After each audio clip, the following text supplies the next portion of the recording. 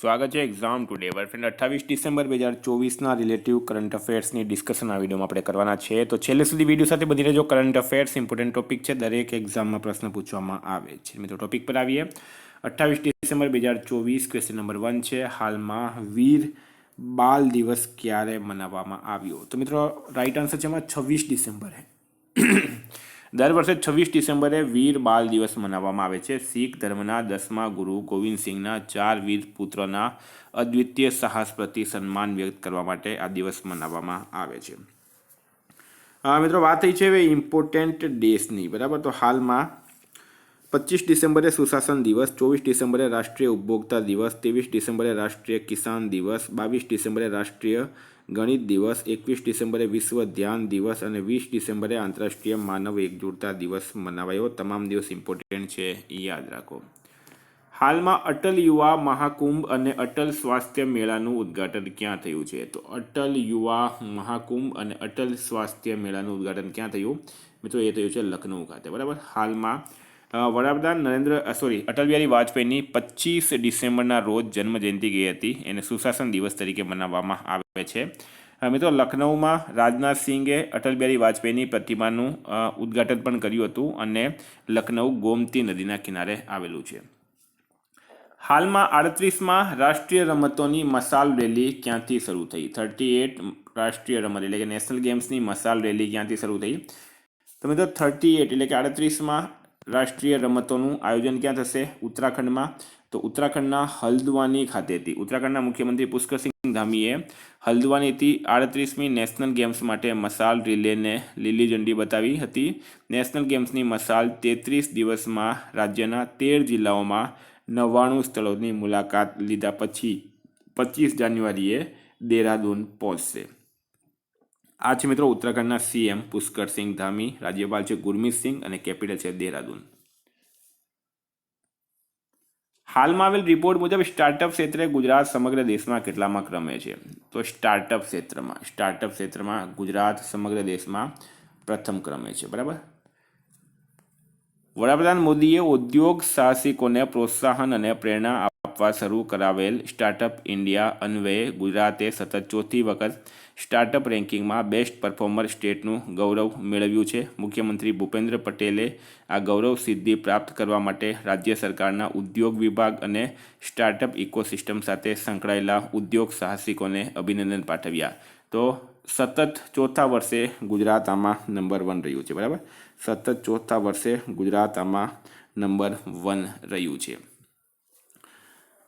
વિદ્યાર્થી મિત્રો, specially Gujarat police constable, PSI, LRD, CC mains, bailiff જેવી એક્ઝામ માટે એક્ઝામ ટુડેનું લેટેસ્ટ એક વર્ષનું કરંટ અફેર્સ સાથે Olympic, Paralympic, Covid, IPL, GI tag, બદલાયા નામ, ભારત ગુજરાતના વર્તમાન પદાધિકારી, પુસ્તક લેખક, company CEO, brand ambassador, awards GK, sports GK, G20 summit, T20 world cup, FIFA world cup, election GK, Ayodhya GK જેવી ટોટલ 40થી વધારે કરંટ અફેર્સની પીડીએફ, છેલ્લા એક વર્ષની લેટેસ્ટ મંથલી કરંટ અફેર્સની પીડીએફ, 10,000થી વધારે પ્રશ્નોનો સમાવેશ. તો પીડીએફ માટે માત્ર 250 રૂપિયા 9510411961 પર ગૂગલ પે, ફોનપે, પેટીએમ કંઈ પણ કરો, સ્ક્રીનશોટ મોકલી આપો, 2 મિનિટમાં પીડીએફ મળી જશે.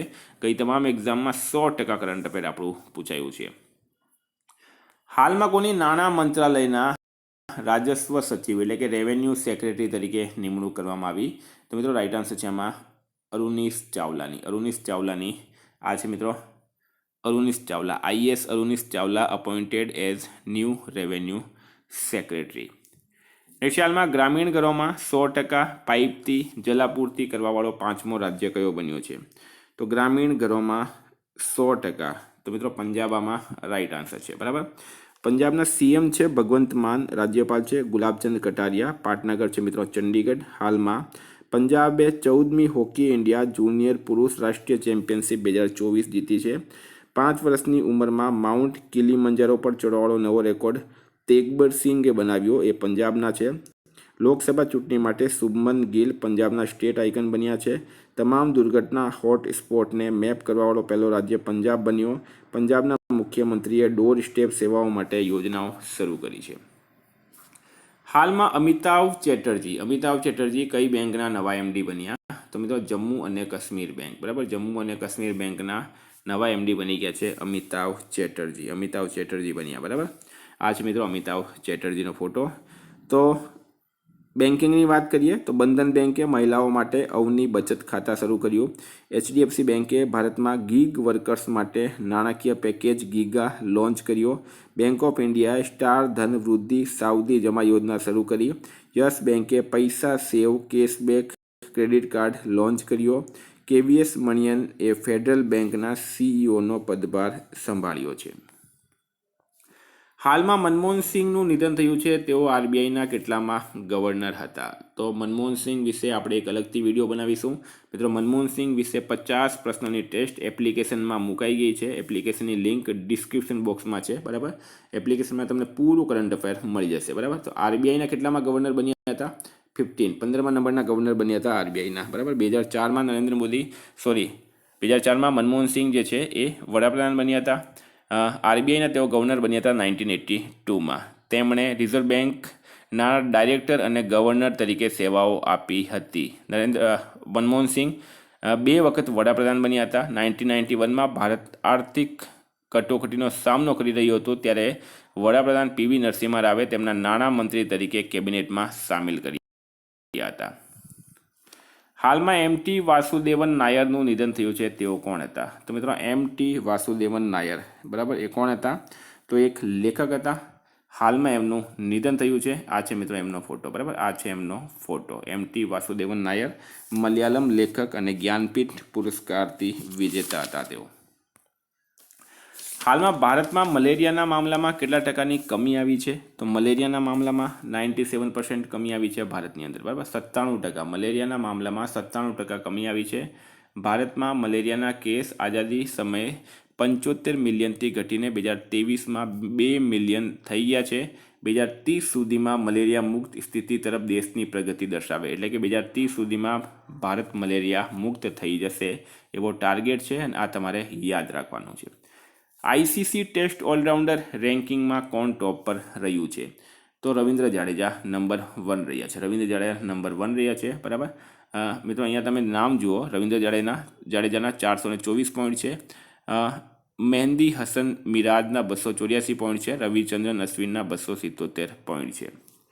હાલમાં ICCએ કયા ભારતીય ખેલાડી પર મેચ ફીસનું 20% દંડ લગાવ્યો? તો ઇન્ટરનેશનલ ક્રિકેટ કાઉન્સિલ દ્વારા મેચ ફીસનું 20% દંડ લગાડવામાં આવ્યું છે. કોના પર? વિરાટ કોહલી પર. શા માટે લગાડવામાં આવ્યું?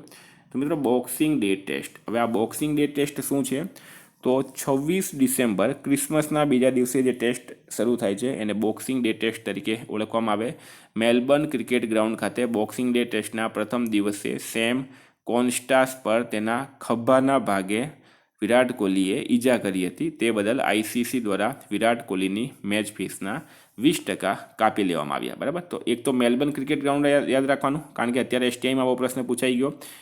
બીજી વાત મિત્રો, ઓસ્ટ્રેલિયાના ખેલાડી છે સેમ કોન્સ્ટાસ અને એક 20%.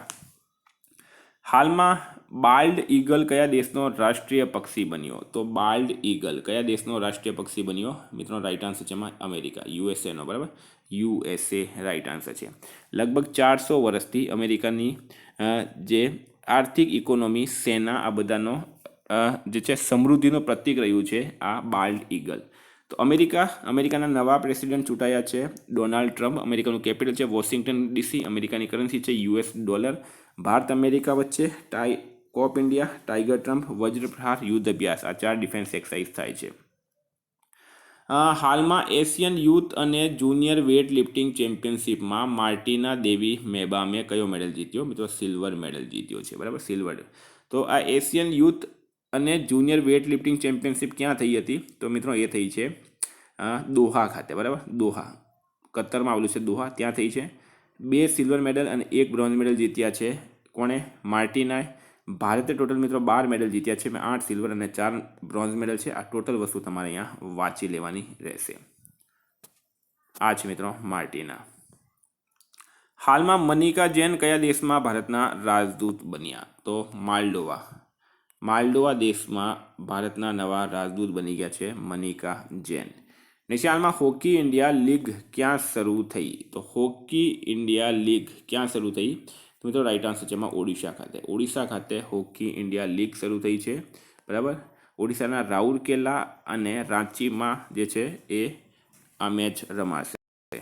હવે ઓડિશાના સીએમ કોણ છે? મોહનચરણ માંઝી ઓડિશાના નવા રાજ્યપાલ હાલમાં બની ગયા છે. કોણ બન્યા છે મિત્રો? ગઈકાલે જ બદલાયા હતા ઓડિશાના નવા રાજ્યપાલ ડૉક્ટર હરિબાબુ કંબમપતિ, અને ઓડિશાનું કેપિટલ છે ભુવનેશ્વર. વર્ષ 2024માં ધન પ્રેષણનો સૌથી મોટો પ્રાપ્તકર્તા કયો દેશ બન્યો? એ આપણો દેશ ભારત બન્યો કે. તો વિદ્યાર્થી મિત્રો હતા કરંટના પ્રશ્નો. વાત કરીએ આપણે રિવિઝનની. તો 27 ડિસેમ્બર 2024 સુશાસન દિવસ ક્યારે મનાવવામાં આવે છે? 25 ડિસેમ્બરે દર વર્ષે મનાવવામાં આવે છે. બરાબર, 25 ડિસેમ્બરે સુશાસન દિવસ મનાવાય. ક્યાં પ્રથમ વાઇન ઉત્પાદન યુનિટ શરૂ કરવામાં આવી? ઉત્તરાખંડના કોટ દ્વારમાં. કયા દેશનો માલવાહક જહાજ વિસ્ફોટ પછી ભૂમધ્ય સાગરમાં ડૂબી ગયું છે? રશિયા રાઇટ આન્સર છે. હાજી મોહમ્મદ યુનુસ ગોળીબારનું નિધન થયું છે. તેઓ કોણ હતા? એક લેખક હતા. બરાબર. કઈ અંતરિક્ષ એજન્સીના પાર્કર સોલર પ્રોબે સૂર્યના સૌથી નજીક પહોંચવાનો પ્રયાસ કર્યો? તો નાસા રાઇટ આન્સર છે. કયો રાજ્ય 2025માં મહિલા કબડ્ડી વિશ્વ કપની મેજબાની કરશે? મિત્રો એ કરશે બિહાર રાજ્ય. બિહારના રાજગીરમાં થશે. બરાબર, બિહારના રાજગીરમાં આનું આયોજન થશે. બિહારના નવા રાજ્યપાલ બની ગયા છે આરિફ મોહમ્મદ ખાન. કયા એરપોર્ટ પર પ્રથમ ઉડાન યાત્રી કાફેની શરૂઆત થઈ? તો કોલકાતા એરપોર્ટ રાઇટ આન્સર છે. ઉત્તર પ્રદેશમાં ક્યાં અટલ બિહારી વાજપેયીની પ્રતિમાનું અનાવરણ કરાયું? લખનઉ મિત્રો રાઇટ આન્સર છે આમાં. ભારતનો પહેલો ઝીરો વેસ્ટ એરપોર્ટ કયો બન્યો છે? તો એ બન્યો છે ઇન્દોર એરપોર્ટ. બરાબર, ઇન્દોર એરપોર્ટ. જારી આઈસીસી ટેસ્ટ બોલર્સ રેન્કિંગમાં કોણ ટોપ પર રહ્યું? જસપ્રીત બુમરાહ રાઇટ આન્સર છે આની અંદર. કઈ આઈઆઈટીએ નેક્સ્ટ જેન એમોલ્ડ ડિસ્પ્લે માટે રિસર્ચ કેન્દ્ર શરૂ કર્યું? તો આઈઆઈટી મદ્રાસે. કયા દેશની કંપની સેઈને 4 વર્ષ પછી ભારતીય બજારમાં વાપસી કરી? ચીન રાઇટ આન્સર છે. ભોપાલમાં સિનિયર રાષ્ટ્રીય શૂટિંગ ચેમ્પિયનશિપમાં સાહુ તુષાર માને કયો મેડલ જીત્યો? એ એમણે ગોલ્ડ મેડલ જીત્યો છે. ઈસાકે વલ્લુ ઇકે કયા દેશના વડાપ્રધાન બન્યા? તો ટોંગા રાઇટ આન્સર છે આમાં. પીએમ મોદીએ ક્યાં કેન બેતવા નદી લિંક પરિયોજનાની આધારશિલા મૂકી? મધ્યપ્રદેશ રાઇટ આન્સર છે. મધ્યપ્રદેશના ખજુરાહોમાં. ભારતને હરિત અવસંરચના પરિયોજના માટે એડીબીથી કેટલા મિલિયન ડોલરનો ઋણ મળ્યો છે? તો 500. મિત્રો ગઈકાલે પ્રશ્ન પૂછાયો જનરલ વીકે સિંહ કયા રાજ્યના ગવર્નર બન્યા છે? રાઇટ આન્સર તો મિઝોરમ. આજનો પ્રશ્ન છે કોના દ્વારા સ્પેડ એક્સ મિશન લોન્ચ કરાશે? એનો જવાબ તમારે કમેન્ટ બોક્સમાં જણાવવાનો. વિદ્યાર્થી મિત્રો વોટ્સએપ અને ટેલિગ્રામની લિંક ડિસ્ક્રિપ્શન બોક્સમાં આપી છે. પીડીએફ માટે 9510411961 પર કોન્ટેક્ટ કરો. Thank you. ફરી મળીશું. જય હિન્દ, જય ભારત.